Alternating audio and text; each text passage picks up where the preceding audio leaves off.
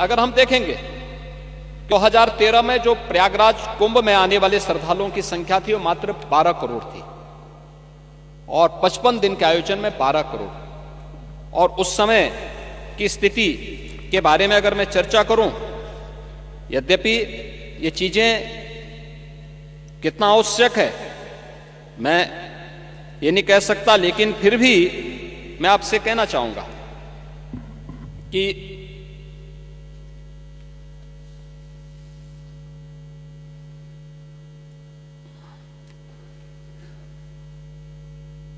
(2013) का आयोजन,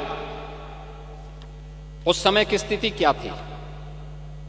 उस आयोजन को उस दौरान एक हादसों के रूप में, अव्यवस्था के रूप में, भ्रष्टाचार के रूप में देखा गया था।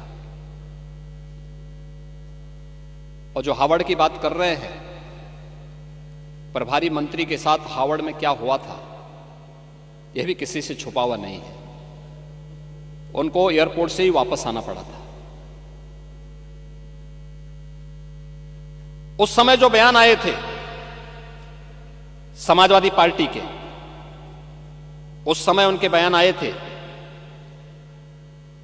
जो तत्कालीन सीएम ने बयान दिए थे।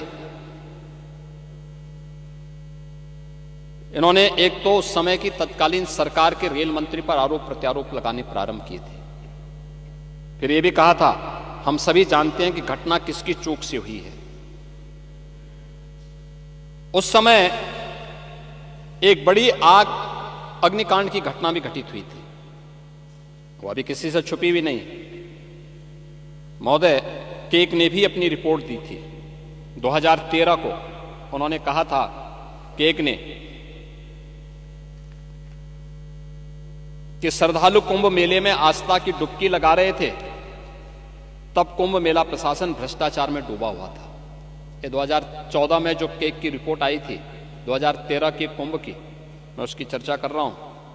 रिपोर्ट में बताया गया कि तत्कालीन उत्तर प्रदेश सरकार ने केंद्र सरकार की ओर से दिए गए फंड से भी पूरा मेला संपन्न कर दिया, जबकि अखिलेश सरकार को आयोजन पर 70% धनराशि खर्च करनी थी। अपने स्तर पर भी उनको खर्च करनी थी, अपना पैसा नहीं खर्च किया। 13 के कुंभ में इन्हें 1141 करोड़ 63 लाख रुपए केंद्र सरकार के खर्च हुए और वहीं मात्र 10 करोड़ 57 लाख रुपए राज्य सरकार ने खर्च किए। यानी पैसा ही नहीं दिया, आयोजन के लिए पैसा ही नहीं दिया।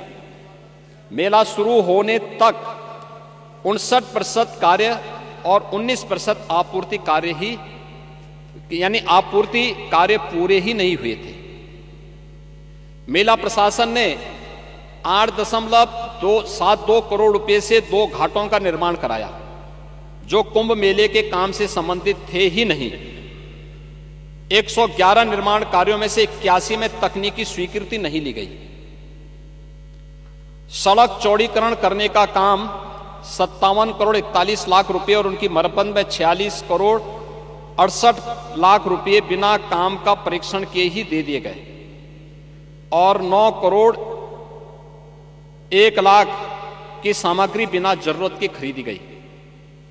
मोबिलाइजेशन और मशीनरी के एडवांस भुगतान के अलावा 23 ठेकेदारों को 4 करोड़ 65 लाख रुपए सुरक्षित एडवांस देकर अनुचित लाभ पहुंचाया गया।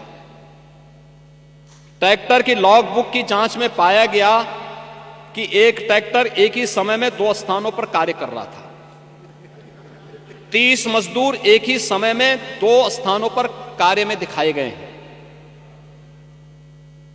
ट्रैक्टरों की आपूर्ति के अनुबंध में सभी टैक्स शामिल थे। इसके बावजूद 2 ठेकेदारों को सेवा कर का अलग से भुगतान किया गया। शौचालयों की कमी होने की वजह से एक दिन में औसतन 900 लोगों ने एक शौचालय का इस्तेमाल किया। कई स्थानों पर देखा गया कि पुरुष और महिला शौचालयों के बीच विभाजन दीवार भी नहीं थी।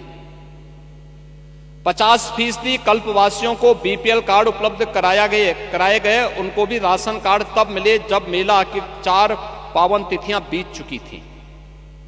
उन्हें कम दरों पर खाद्य सामग्री उपलब्ध नहीं हो सकी। पेयजल के लिए लगाए गए नलों में हर हफ्ते पानी के नमूने ले जाने थे। 201 में से महज 6 नलकूपों में सिर्फ 6 नलों में ही नमूने ले गए। स्नान घाटों पर कपड़े बदलने के लिए कोई चेंजिंग रूम नहीं था। चेंजिंग रूप नहीं बनाए गए थे। कई पेंटून पुलों पर जल पुलिस और एम्बुलेंस की व्यवस्था भी नहीं थी।